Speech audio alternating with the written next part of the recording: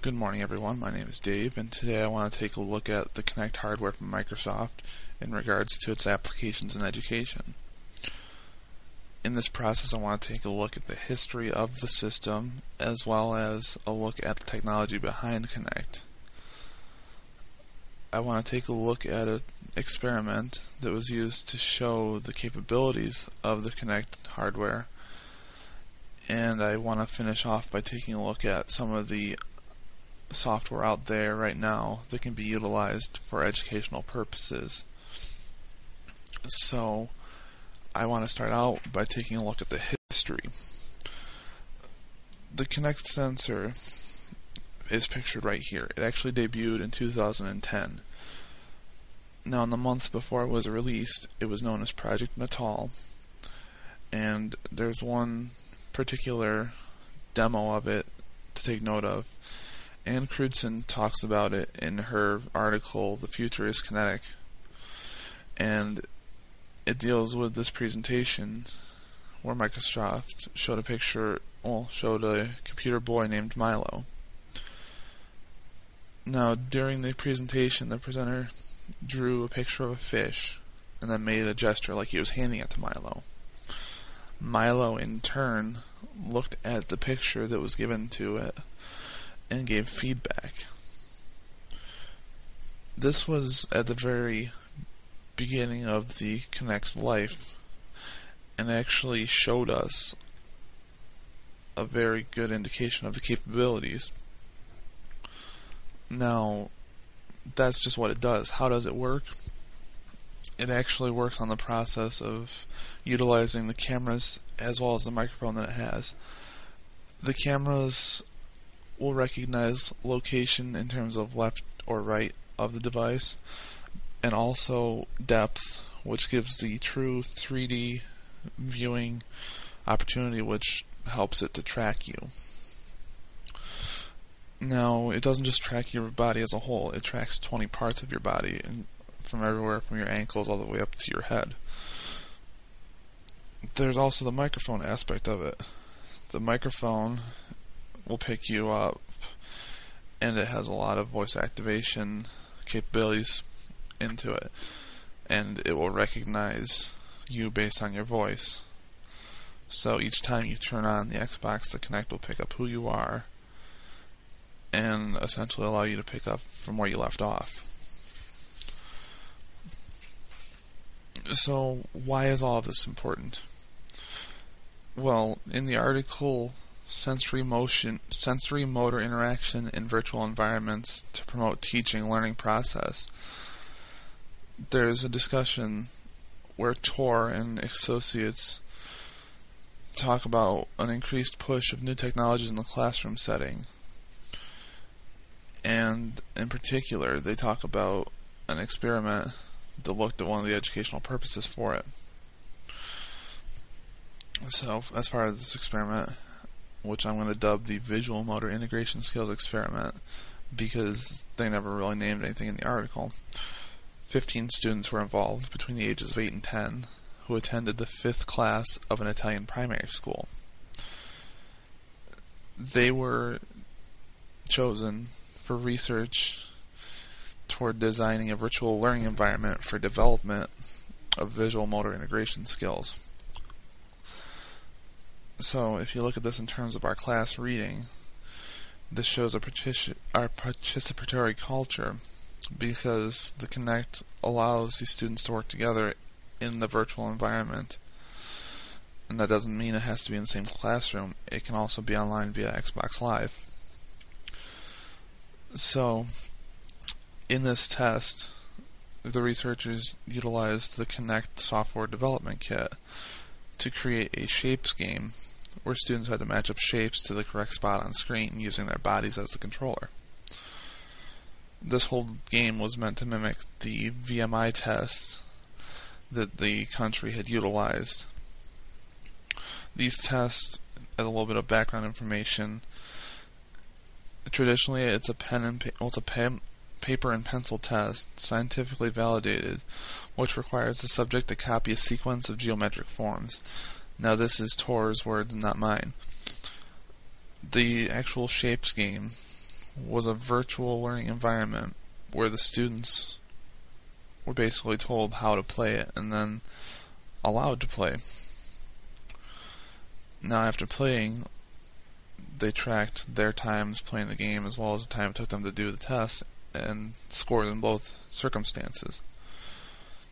And they found that there's a strong correlation between playing the game and getting higher scores on these tests. And Tor and Associates summed this all up by saying the high coefficients of correlation, even if with a so limited sample, may therefore be considered an indication that seemed to confirm the existence of a relationship between the visual motor integration skills and activities that require to be completed.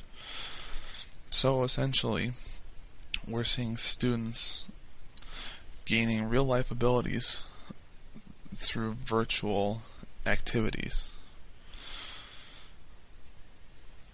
So, what exists now? That was an actual custom program that was used to test the theory.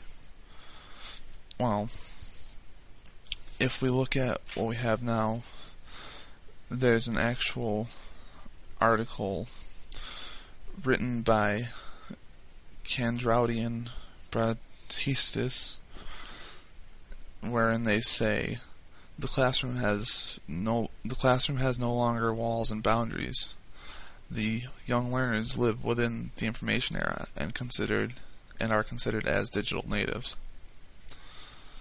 And they look at a statistic that states that by the age of 21 years, young people today will have spent more than 10,000 hours playing video games.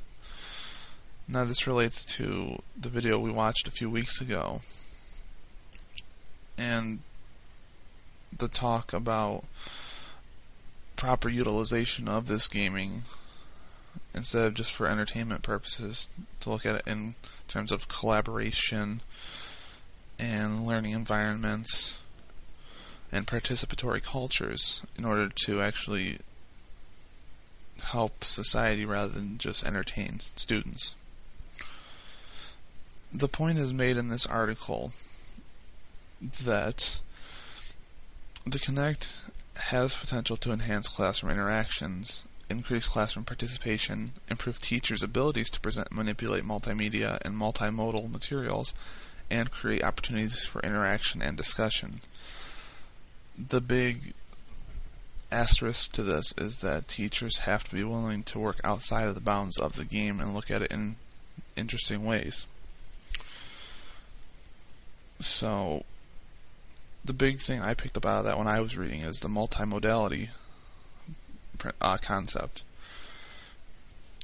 And I think overall, if you look at multimodality, it really helps the end user and the end learner because it's giving them more than one way to learn information, which helps retention and also understanding.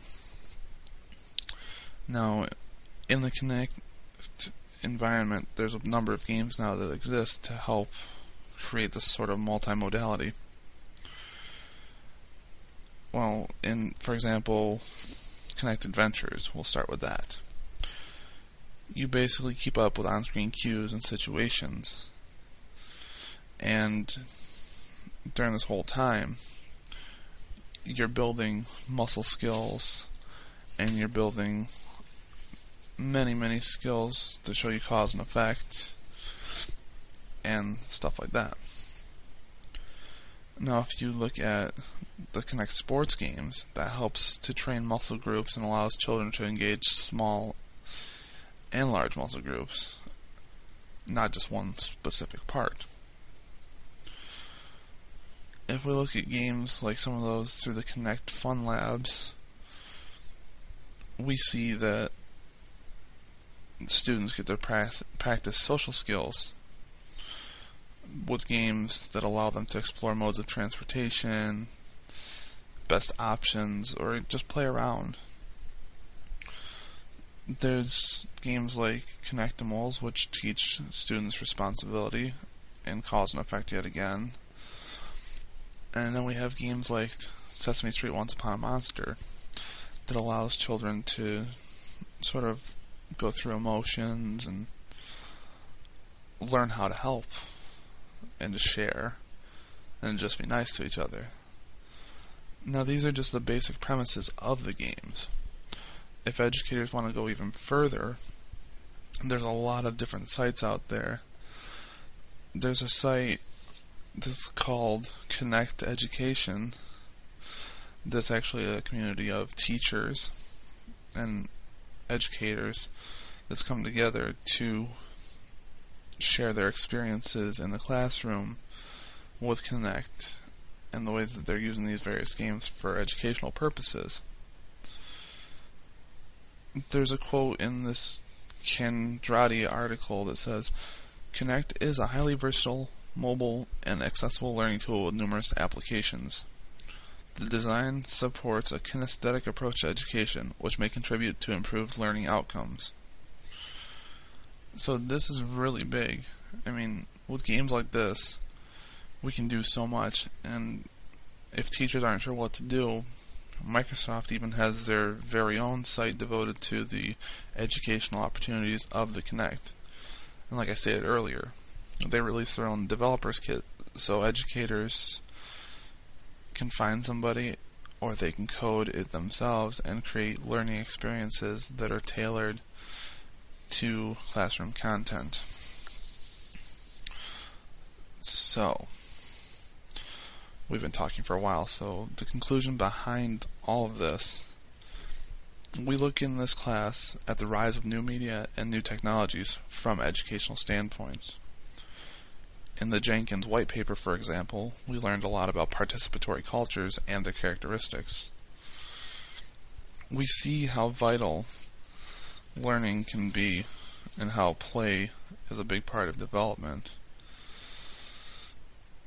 Participants in the cultures, like those created in the Xbox Kinect world, as well as the Xbox Live world that the Kinect can link up to, help participants feel like they can make a difference.